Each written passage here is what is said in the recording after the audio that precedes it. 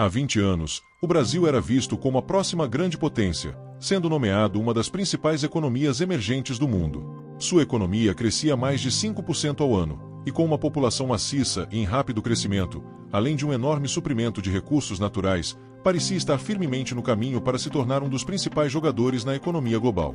No entanto, isso nunca realmente aconteceu. Na última década, sua economia mal cresceu, o país saiu da lista das 10 maiores economias globais e tornou-se mais conhecido pelo caos, corrupção e estagnação. Mas o que deu errado, e será que um dia vai se recuperar?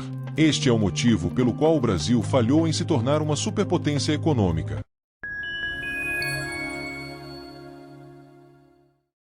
Apesar de ser de longe o maior e mais populoso país da América Latina, o Brasil nunca foi realmente um gigante econômico. Durante a maior parte do século XX, o Brasil foi assolado pelos mesmos problemas que muitos outros países do continente. Uma situação política instável, governos gastando mais do que podiam e uma inflação extremamente alta.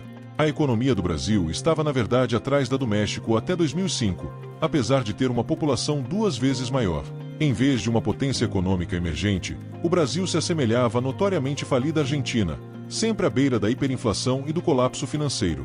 No final do século XX, no início dos anos 1990, o Brasil estava enfrentando mais uma crise financeira causada por suas políticas econômicas irresponsáveis, vivenciando uma onda de hiperinflação e sendo geralmente visto como apenas mais um país sul-americano que falhou em atingir seu potencial.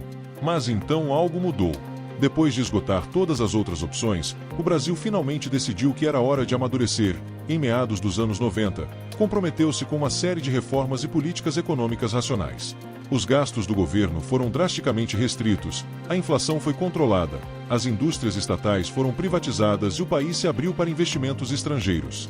Logo após, as reformas começaram a dar frutos. Em 2001, o Goldman Sachs nomeou o Brasil como um dos 4 países em desenvolvimento que dominariam a economia global ao lado da Rússia, China e Índia. Uma vez que o mundo viu que o Brasil agora tinha um governo sensato, os investimentos começaram a fluir. Na década entre 2000 e 2012, o Brasil se tornou uma das economias de crescimento mais rápido do mundo, crescendo em média mais de 5% ao ano. Em 2006, tornou-se a maior economia da América Latina e, em 2011, tornou-se a 6ª maior economia do mundo, superando o Reino Unido. Segundo a consultoria PwC, o Brasil deveria superar a França e se tornar uma das 5 maiores economias apenas 3 anos depois. Uma década no novo milênio, o Brasil parecia um novo milagre econômico em formação e parecia que só continuaria crescendo. E foi exatamente aí que as coisas começaram a dar terrivelmente errado.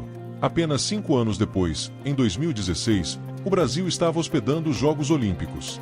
Como na China, 8 anos antes, esse deveria ter sido o momento em que a ascensão do país entre os pesos pesados globais seria confirmada e apresentada orgulhosamente ao mundo. Mas a realidade no terreno parecia muito diferente.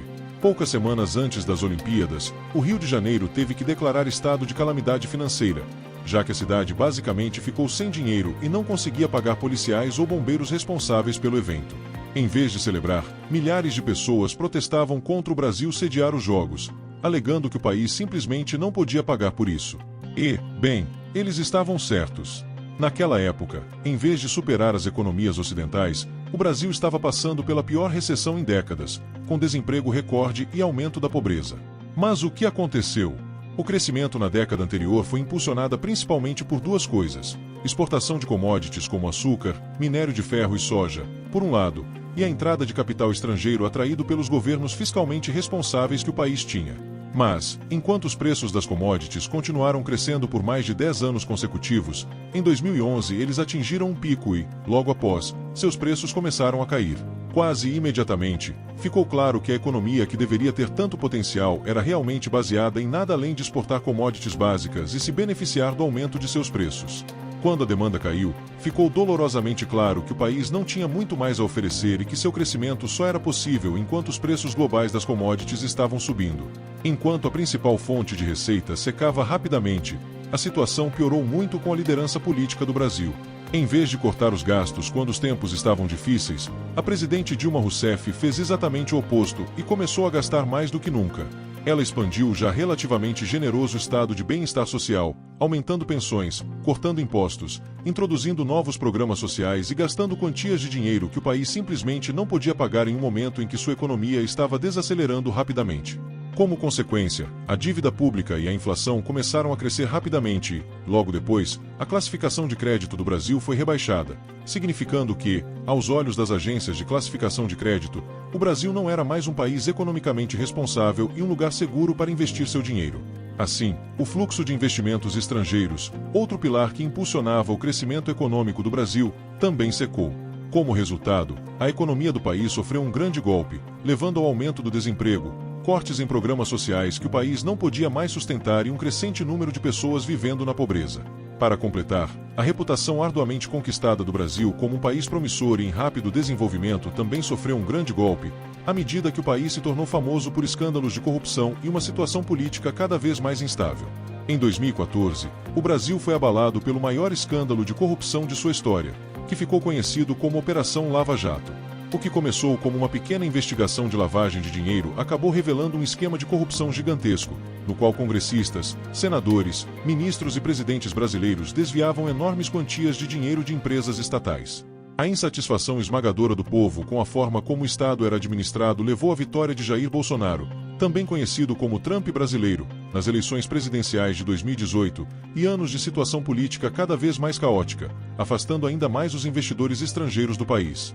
Mas qual é a situação hoje e o Brasil poderia voltar aos seus dias de glória como uma potência econômica em ascensão? Bem, é possível, mas não vai ser fácil. Por um lado, a situação internacional voltou a favorecer o Brasil. A demanda por commodities está aumentando novamente, o caos político parece ter se acalmado, pelo menos por enquanto, e o país está se concentrando novamente em políticas econômicas responsáveis. Neste verão, sua classificação de crédito foi melhorada pela primeira vez desde 2018 e, ao contrário de uma década atrás, o Brasil agora parece um destino muito mais atraente para investidores estrangeiros, à medida que a China se torna cada vez mais hostil a empresas estrangeiras e agressiva em sua política externa. Em comparação, o Brasil está começando a parecer uma escolha muito mais estável, e as chances de que a economia possa começar a crescer novamente em um ritmo razoável estão parecendo boas. No entanto, a recuperação tem sido muito lenta, pois o Brasil tem crescido muito mais devagar do que outras economias em desenvolvimento, como a Índia ou a Indonésia. E, mais importante ainda, os mesmos problemas que causaram a crise econômica há 10 anos ainda estão muito presentes. Exatamente como naquela época, o crescimento do Brasil depende muito da exportação de commodities, e o país carece de outras indústrias e setores mais avançados que poderiam substituir as commodities quando seus preços inevitavelmente começarem a cair novamente. Além disso, o país ainda luta com burocracia e gestão disfuncional, e não há sinais de que a corrupção sistêmica tenha desaparecido. Para se tornar um verdadeiro jogador na economia global, o Brasil teria que passar por reformas profundas e estruturais que mudariam a forma como o país opera, para que o progresso econômico possa durar mais do que apenas alguns anos. Se o Brasil conseguir fazer isso, poderia realmente se tornar grande, mas se isso vai acontecer ainda é muito incerto.